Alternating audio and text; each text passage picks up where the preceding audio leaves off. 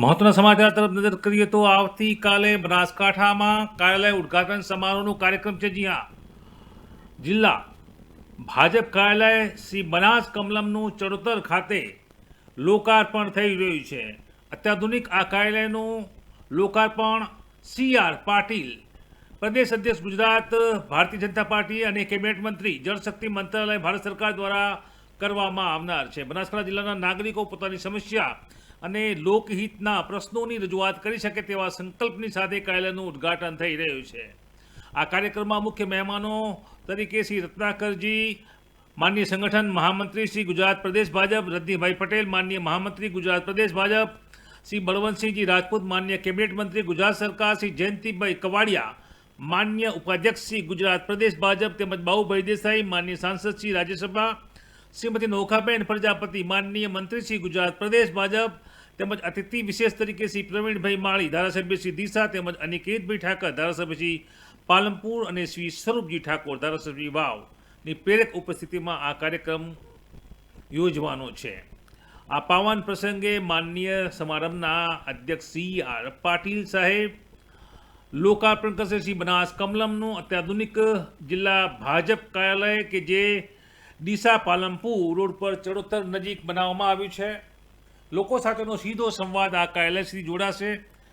અત્યાધુનિક આદાન પ્રદાન સાથે તમામ પ્રકારના આધુનિક ઉપકરણો પણ અહીંયા વસાવવામાં જેથી નાનામાં નાના લોકોની સમસ્યાઓ સરકાર સાથે સંકલન કરી તેનું નિરાકરણ લાવી શકાય અને તે રીતે શ્રી બનાસ કમલમ જિલ્લા ભાજપ કાર્યાલય બનાસકાંઠા લોકાર્પણ બાદ લોકોમાં તે ઉપયોગી એવું સંસાધન બની શકે છે.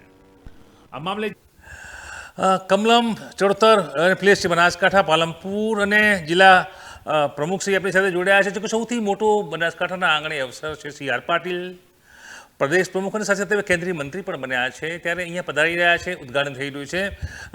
સાહેબ, મોટો પ્રસંગ છે બનાસકાંઠા આંગણે, શું કહેશો? નમસ્તે મિત્રો. ભારતીય જનતા પાર્ટીના કાર્યકર્તા તરીકે, જિલ્લા ભાજપના અધ્યક્ષ તરીકે આનંદ ને ગૌરવની લાગણી અનુભવું છું કે ભારતીય જનતા પાર્ટીનું જિલ્લાનું કાર્યાલય શ્રી બનાસ કમલમ ચડોતર પાલનપુર મુકામે ભવ્યથી ભવ્ય નિર્માણ પામ્યું છે.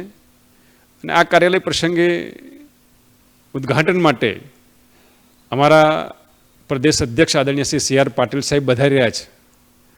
આ પ્રસંગે સમગ્ર બનાસકાંઠામાં ભારતીય જનતા પાર્ટીના આગેવાનશ્રીઓમાં, કાર્યકર્તા મિત્રોમાં, શુભેચ્છકોમાં, સમર્થકોમાં અને બનાસવાસીઓમાં એક આનંદનો માહોલ જોવા મળી રહ્યો છે. તો આ પ્રસંગે આપના માધ્યમથી, પત્રકાર મિત્રોના માધ્યમથી સૌપ્રથમ આમંત્રણ આપું છું જાહેર જનતાને કે તારીખ 15મી માર્ચ બપોરે 1 કલાકે કાર્યાલયના ઉદ્ઘાટન કાર્યક્રમમાં આપ સૌ વધારો એવું હાર્દિક નિમંત્રણ છે. સૌ પત્રકાર મિત્રોને પણ હાર્દિક નિમંત્રણ પાઠવું છું કે આપ આપના ચેનલના માધ્યમથી, આપના પ્રેસ મીડિયાના માધ્યમથી જાહેર જનતાને આ અમારા આનંદના અવસરમાં, અમારા સુપ્રસંગમાં જાહેર જનતાને વધારવા માટે આપ આપના પ્રેસ મીડિયાના માધ્યમથી વધારેમાં વધારે લોકો સુધી આ સમાચાર પહોંચે એવી આપ સૌને મારી વિનંતી છે. સાહેબ, આખા ગુજરાતને ખાસ કરીને અહીંથી જતા આવતા લોકો આટલું મોટું બિલ્ડિંગ જુએ છે, અચરજ થાય છે. તો આધુનિક યુગ છે, સોશિયલ યુગ છે, અને ખાસ કરીને ભારતીય જનતા પાર્ટી પ્રચાર પ્રસારમાં સૌથી અગ્રીમ હોય છે. બનાસકાંઠાના આજે કાર્યાલયનું ઉદ્ઘાટન થઈ રહ્યું છે, કેવા કેવા પ્રકારના સંચાર સાધનો અને કેવા પ્રકારની વ્યવસ્થા છે? કાર્યાલય એ કાર્યકર્તા માટે મંદિર છે. કાર્યાલયના માધ્યમથી અમારી ભારતીય જનતા પાર્ટીની વિચારધારા આધારિત અમારા કાર્યકર્તાઓ જાહેર જનતાની સેવા માટે રાજ્ય સરકાર અને રાષ્ટ્રની સરકારની જે યોજનાઓ છે એ યોજનાઓ છેવાડાના માનવી સુધી પહોંચાડવી અને જનહિત અને જનકલ્યાણના કામો કરવા. જનસેવા એ જ પ્રભુ સેવા એ મારો કાર્યકર્તાનો મંત્ર છે. આ કાર્યાલય આધુનિક કાર્યાલય બન્યું છે. આધુનિક કાર્યાલયની અંદર ટેકનોલોજીથી સજ્જ છે. અમારા નેતા દેશના યશસ્વી વડાપ્રધાન આદરણીય શ્રી નરેન્દ્રભાઈ મોદી સાહેબ ટેકનોલોજીને વિશેષ મહત્ત્વ આપે છે. ટેકનોલોજીના માધ્યમથી પબ્લિક સર્વિસ વધારે કઈ રીતે થઈ શકે એ પ્રકારની બધી જ વ્યવસ્થાઓ છે.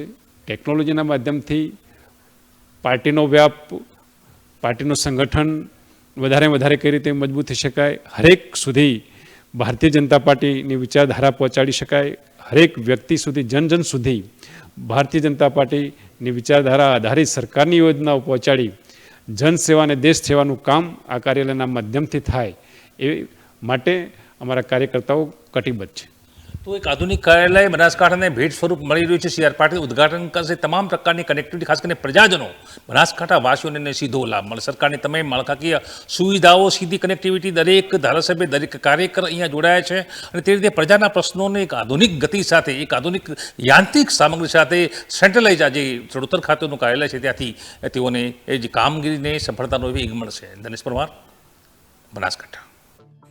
દર્શક મિત્રો, ટુડે ગુજરાતી ન્યૂઝનું આ જાગૃતિ અભિયાન સિસ્ટમમાં બદલાવ લાવવાનો એક પ્રયાસ છે. જો આ પ્રયાસ આપને ગમે હોય તો ચેનલને લાઇક, શેર અને સબસ્ક્રાઇબર કરવાનું ભૂલતા નહીં. ગરીબ લોકોને પણ સુખાકારી સુવિધાઓનો હક છે તે આપ પણ સ્વીકારતા હો તો આ વિડીયો શેર જરૂર કરજો. ફરી મળીશું, ત્યાં સુધી જાગૃત રહો અને સક્રિય રહો.